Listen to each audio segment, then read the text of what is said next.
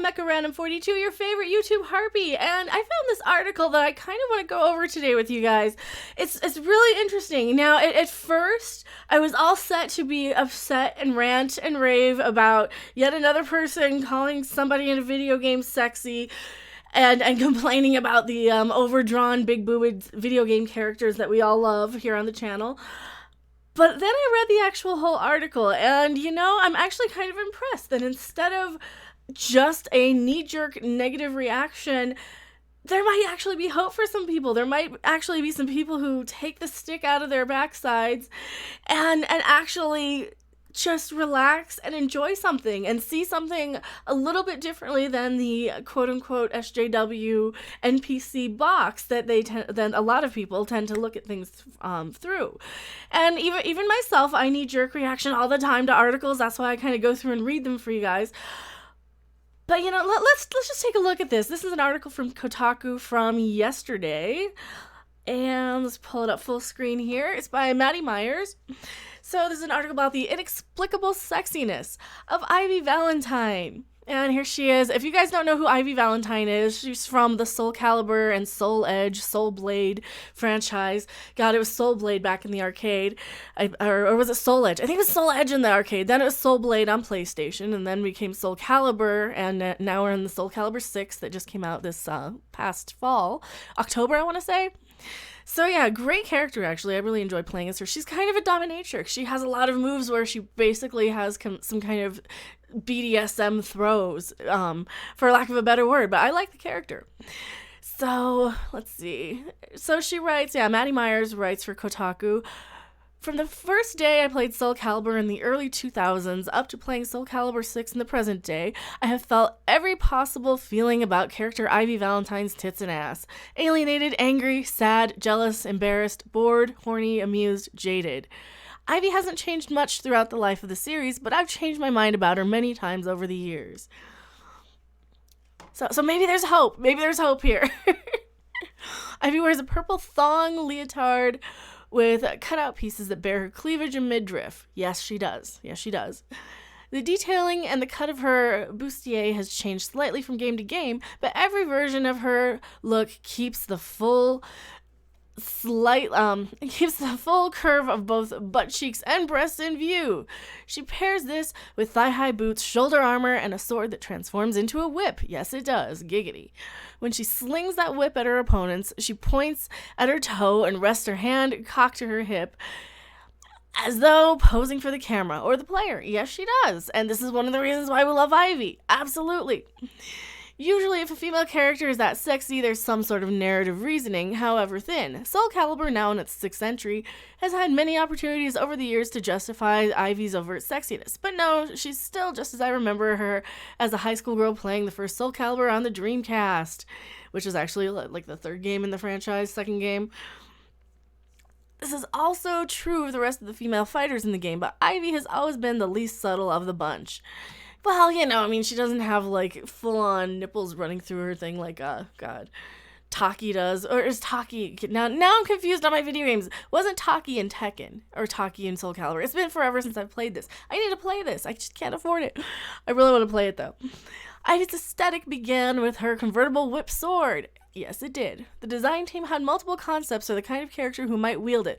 A mummy, a young girl, an armor-clad guy. In the end, they chose Ivy Valentine, a tall, silver-haired woman in a waist-cinching, bust-bearing thong leotard. Well, yeah, it just makes sense. Although Ivy's core look hasn't changed much since those initial drawings, there is one detail that has since faded away. There was once an alternative outfit for Ivy, which ended up appearing as a secondary option in the first 3 Soul Calibur games. A butch pirate suit complete with breeches, a lady neck ruff, and golden fringed epaulettes. I can't say that word.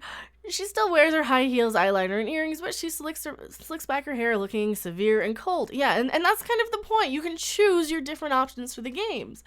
And of course, it's a costume. Most people go in and they will customize and create all these custom characters. I'm one of those people. I don't care what they look like. I just go in and play the game. I don't swap costumes very much. Oh, I do see they have Nightmare unlocked here, and I really, really love Nightmare. But Now I want to play Soul Calibur. Thanks a lot, Kotaku. But no, you can change the outfits. They're so customizable. I haven't played the newest one, but yeah, you can absolutely change these out. This outfit makes more sense for a storyline. It fit her. Oh my god, proofreader articles. Here I was just gonna praise you. It fits her aristocratic upbringing and foreshadowed the reveal of her biological father, the undead pirate Cervantes. Spoilers. Thanks so much. Well, I knew that anyway because I played the old games. After the first couple of games, though, Ivy's alternate outfits design stopped being as butch and slid back over to a more conventional and feminine.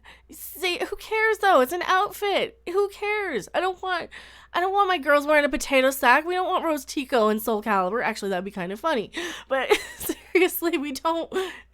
Man, now I want Rose Tico and Soul Calibur. Make that happen. We already have Yoda and Darth Vader in some of the Soul Calibur games. We need Rose Tico in her potato sack.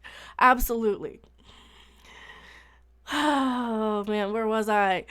From Soul Calibur 4 onwards, her second day outfit featured fishnet stockings and bodysuits with plunging necklines. In Soul Calibur 6, Ivy doesn't get her pirate suit back, even though the story revisits the events of Soul Calibur 1 and 2. Instead, in her story mode, she alternates between low-cut gowns and her usual BDSM club wear. It's a video game! Oh my god, it's a video game! At the end of the day, it's a video game. It's fantasy. Who cares? It's not a real person. It's pixels. It's polygons. It's not a person. It doesn't have feelings. This is the same argument all over again with Scirocco Gaming, who got banned from YouTube because a bunch of people got pissed at him for his character punching the feminist character and feeding her to crocodiles. It's a video game. You do things that you normally wouldn't do. You can lust after these characters and leer and stare because you might not be able to in other circumstances. Oh my god, it's crazy. Oh, back to the article. I know she does redeem herself. We'll get to that. I'm sorry I can't avoid going into rant mode in this, but we will get to that. But as this woman who's raised by an aristocratic family waltz around medieval Europe in lingerie and knee-high boots because it's sexy. Because you're appealing to a video game audience of like 12 to 15-year-old boys, right? Or 12 to 30-year-old boys. That's why. She has no romantic or sexual storyline. No, she doesn't have to. She's just eye candy, but also a really good fighter. She's a really good character. She can be quite condescending, but ultimately she fights for good and chooses to help rather than hurt. So why the whip and the whole Dom vibe? It feels like it's sexy for sexy's sake. Yes! That's exactly the point! Take the stick out of your butt and say, yes, it is sexy for sexy's sake. There's no reason for it not to be sexy.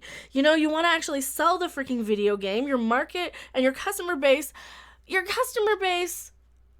including myself, right? I want to see the sexy characters in the video games. We want that. There's nothing wrong with that. It's a cartoon character for all intents purposes. It's a bunch of pixels. We don't care how they feel because they don't have feelings. That's like saying the paint on the wall has feelings or something. It's ridiculous for them to care. Of course it's sexy for sexy's sake. You know why? Because customers want that. Customers want to look at a girl with boobs jiggling and all the scantily clad, high heels. They want to see something sexy and attractive because it's fun. It's natural. Humans have evolved over millions of years to reproduce. And what's the first thing that we use when we're in our base urges? Base desires, our visual sense, our aesthetic. Is this thing attractive to me or is it a waist-high knot in a tree somewhere, And some people get off on that, whatever. The point is, we are attracted to things that are attractive. And there's nothing wrong with that. I mean, it doesn't mean we're gonna not everybody's gonna be beating off to the video game screen, but we can enjoy the aesthetic. It's like looking at a museum or an art gallery only for your primal urges. It's still kind of feeding the same endorphins in your brain. It's still hitting the same receptors. It's still, oh, this is attractive to me. I like looking at this. That's all it is. There's nothing deeper than that. There's no grand design to keep women down or repressed. There's nothing deeper than that. It is just because it's nice to look at. And the customers want to look at it. And they pay money to look at it. And there's nothing wrong with that. Oh, all right, back to the article. She does redeem herself a little bit eventually, I promise. Since she's wearing the most impressive push-up bra of the cast, Ivy is the most obvious scapegoat when it comes to pointing out Soul Calibur's inexplicably sexy designs. But the game's treatment of other, less busty female characters is not an improvement. It's never explained why Seung-min is wearing an underboob-bearing top that offers her breasts no support whatsoever. Because it's pretty! That's what I just said! And which is made all the creepier by the fact that she's only 16 when the story starts, which is legal in Japan where the game was made. When Priestess Talim, who's just 13 in Soul Calibur 6, wears a tiny X-shaped tube top that crisscrosses over her nipples and a string bikini bottom that pokes out low slung shorts. Well, guess what? She's also Pixels. Also Pixels, not a real person. And if you're attributing real people personalities and being offended for the sake of pixels, then you have another thing coming. Then there's something seriously wrong. Putting the series' two youngest and most innocent characters in bikinis seems unnecessary. Oh yeah, Taki is in this game, I was right. It's also not clear why Taki's erect nipples are always visible through her cleavage-hugging bodysuit. Because they're pretty. Because we like looking at erect nipples, okay? Nor why Sophitia can't seem to find a lace-up top that contains her cup size. But at least they're both adults. Guess what? They're Pixels. They're not anything. They're all about 20 years old, give or take, depending on when the first Soul Calibur game came out. I remember seeing, Soul Blade in the arcades and Soul Edge in 96 or so probably. So yeah, these go back to the 90s. They're also Pixels. They're not people. The laws don't apply. These outfits don't tell us anything about the characters wearing them. Sometimes they directly contradict the stories and personalities of the women in them, insofar as anyone in Soul Calibur has a personality. So just enjoy it as a fighter. God, you don't have to pick it apart. The teenage Seung-mina hopes to enlist in the men's-only Coast Guard while also wearing a bikini, which, fairly or not, does not seem like it would add a layer of difficulty, or does seem like it would add a layer of difficulty to succeeding in an ancient patriarchal society. She complains often about still being seen as a child, but in her storyline, she's been romantically pursued by a man who's 9 years older than she is. Also Pixels. Maybe he sees her as an adult, or maybe he gets off on Sumina's naivete. Either way, it's rough. If this storyline gave Seung-mina any agency, then maybe the decision to put this insecure teenager in this outfit will feel less tragic. Well, you know what, though? I see little girls all the time dressing like they're slutty, and I don't want to bring them up because I don't want to have questionable images on the computer. Just look up that Cash Me Outside girl from Dr. Phil. She's 14 and wears crap just as skimpy. But she's also a real person. This is a cartoon character. This is a video game character. This isn't a person. You don't have to be offended by them or for them. They can't feel anything. They can't appreciate whether you're offended by them or not, or for them or not. Over the years, I've seen fans create comparison charts of the female characters' boobs and outfits in each successive Soul Calibur game, trying to map their changing cup sizes and the relative revealing nature of each outfit. This sort of comparison tends to be done with good intent, as though there could be a mathematical equation to dictate when the plunging neckline on Sophitia's blue lace-up top goes from classy to trashy. But that dichotomy spirals into the suggestion that certain bodies are inherently inappropriate and shameful, with no regard for the actual women in the world that also share Ivy's cup size, who grew up playing this game, hearing pejorative descriptions of her body. You know what, though? Maybe they need to have something other than a cartoon character to compare themselves to. Maybe they need some actual self-worth. Maybe they need to not be... I gotta go back into rant cam mode. Maybe they need to not be in this participation trophy generation where they have no actual accomplishments and achievements, and they have to look to these video game characters and movies and TV shows for representation. Maybe that's a bigger underlying sort of problem with the world. I don't know. What do you guys think? Do you think that that's a more severe problem with the world? That people are so wrapped up in being represented by these cartoon characters, video game characters, people on TV, people in movies, that they have no self-worth of their own. This is why they're so all up in arms about, we need representation, we need diversity. Have some self-worth, have some self-esteem, have some accomplishment that you're proud of. In this day and age, I know it's probably difficult, but man, maybe not everybody needs a trophy. Maybe not everybody needs a ribbon. Maybe we need to single out actual achievements and accomplishments. You know, maybe not everybody's special. Maybe they're special in their own unique way. Maybe one person's really great at ranting on the internet. Maybe one person's really great at editing. That's the point. People are different. You don't need to be represented and feel shamed because a cartoon character in a video game has big boobs and you also have big boobs. Guess what? Sometimes girls have different body types. It's fine. We don't need representation from this. We can have self-esteem by ourselves, just from our accomplishments, just from what we achieve in life. This is so ridiculous, this generation. Oh my god. I will finish this article, I promise. A comicbook.com article about Soul Calibur 6 refers to Ivy as a scantily clad boob monster, not once but twice. Metro's coverage of the game describes Ivy's design and attire as problematic without mentioning the other female fighters, presumably because Ivy is the go-to example. In one Twitch stream that I watched of Soul Calibur 6, the host joked that Ivy Valentine was not stream appropriate and didn't select her, although characters like Talim and Sungmina didn't seem to embarrass them. The question of appropriateness isn't about Ivy's outfit, because there are other girls in bikinis in this game. It's not about her storyline, since Ivy's backstory doesn't involve her getting disempowered or disrespected. It's her breasts. Well, guess what? She has breasts. Get over it. The implication is that the only way she could be respectable would be if they were covered up or reduced in size. Something closer to the cup size of bikini wearing tots Talim and Sungmina. Oh yeah, they're also little children in this. That's why, even though it would be more interesting visually and more logically narrative for Ivy to put on her full pirate suit, I've grown defensive of Ivy's tiny bustier. Yay! It makes no more or less sense than anyone else's low-cut top in this game. Exactly, it's a video game. It's meant to appeal to people of a certain demographic with certain interests, and they like boobs. I'm sorry, they do. You know?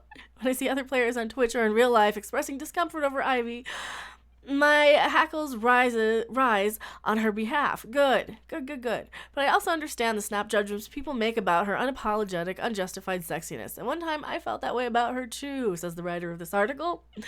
As a young teen girl playing Soul Calibur for the first time, I had a knee-jerk, naive perspective on all of this. Back then, I hated and resented Soul Calibur's women. It bothered me that every one of them had the same exact body type. They really didn't. A model hot body that in no way resembled my own. Well, guess what? You're not a video game either. Do you want to be pixelated? Do you want to be a polygon? Do you want to be stuck in a fighting game forever? No, you're a real person. You don't need representation by a video game. Even back then, Ivy was seen as the sexiest, at least according to the guys I knew. I felt embarrassed about selecting any of these women as my avatar, thinking it would only invite unflattering comparison between their digital perfection and my prepubescent gangliness. My male gamer friends teased me enough as it was, and more than any other game we all played together, Soul Calibur felt like a long list of things I wasn't. Well, I mean, were you anything else in any of the video games? Because guess what? If you're a young teenage lesbian back in, the 2000s, there's not a lot of representation for you. You're going to be either like a male butch, sort of video game character, a monster, a vampire, and any of those sort of things. You'll be a bunch of pixels no matter what. You're not going to have representation. You pick the fighter. Here's the thing. You pick the fighter that you're comfortable performing the moves of. I play as Cervantes and Nightmare because I'm comfortable with those characters. Sometimes I will play as Keelik, and I prefer Keelik over Sungmina because I like the staff weapon. He's a lot quicker, or he's a little quicker. So I play as these male characters because I prefer them. Not because I want them to be my avatar. It's because they're easier for me to control, you see. And sometimes I'll play as Ivy because, sometimes I got decent as her on the Dreamcast version of the game. They're not there representing me, though. They're representing which character I can control and I am best at with the moves. I'm more comfortable with those moves. You're not going to have... if you want somebody to look like you, play the fucking Sims. Don't play Soul Calibur. They're not going to look like you. You can make a sim of yourself to be exactly like you. You can make it look like you, act like you, sound like you, be your body type. Go knock yourself out. There are games where you can do that. You can probably create a custom character in Soul Calibur 6. I don't know. I haven't gotten around to playing it yet. I might pick it up for Black Friday. I don't know. But yeah, it's kind of ridiculous that these people want representation from video games. Back to the article. Yes, in my late teens, I finally made friends with some other girls that played competitive games. One of them, to my shock, chose Ivy every single time, even as Soul Calibur 2, 3, and 4 brought Ivy's breasts and bustier into increasingly higher and sexier detail. My friend never seemed embarrassed by her choice. Well, yeah, why would she? She's comfortable and good with the character. When we went to arcades, she'd take on any foe, defeating boy after boy, which makes no difference because boys and girls both play video games. This isn't, this isn't like 1984. Even then, boys and girls both play video games, but yeah. Ivy would sling her whip and sneer and make men kneel, weeping at her feet. Exactly. I started to see Ivy a little different after that. She was still a sex symbol, designed predominantly by men, but in my friend's hands, she had become something else. By Soul Calibur 5, I had stopped feeling so resentful and bitter about the women in the game. I had stopped being so angry at women in real life, too. I even started dating them. As an adult, I learned that the popular girls who I'd once resented, the ones who gotten bigger breasts ahead of me, hadn't exactly enjoyed it. They had trouble finding clothes that looked appropriate. Their bodies had become fetish objects, the tools outside of their control. It wasn't fair, I thought, and someone else should suffer for it, and possibly with a whip involved. Yes, I like seeing my female peers reclaim Soul Calibur's characters without shame. The characters who weren't created for them, yes, they were. They're created for everybody, but who became weapons in their hands. The most recent time I played Soul Calibur 6 at a party, the room was full of my queer friends, all of us hooting and hollering at Ivy's slow-motion breast jiggling. My girlfriend, my queen, we screamed in delight every time she stomped. She was part of us, one of us. See? Exactly. That is exactly the point. That is exactly the point. It is all in your perspective and how you choose to be empowered by something. You can sit there with a stick up your butt and say, this character is wrong, this character is bad. Or you could say, you know what, I'm going to use this to my full advantage. So thank you so much. What's her name? Maddie, I'm going to give her a proper credit here from Kotaku. Maddie Myers. There is a little bit more of the article, but that's about as much time as I want to. She just kind of goes on and says a lot more of the same, that yes, she has since then learned to appreciate it and learned to be empowered by it. Yeah, and that's exactly what the whole point of this video is that sometimes people make knee-jerk reactions about these video game characters or movies or TV or whatever. And, sometimes we just kind of need to learn to look at it from another perspective. We need to learn that, yes, sometimes these are just characters. They're just there for fun. They're not there to be offensive. They're not there to be a message or anything. Sometimes they're just there to look pretty and to kick ass. And that's exactly what characters like Ivy do, or Sophitia, or Sungmina, or any of the females in the Soul Calibur franchise. And I have played a good chunk of Soul Calibur in my day. I haven't played the newest one.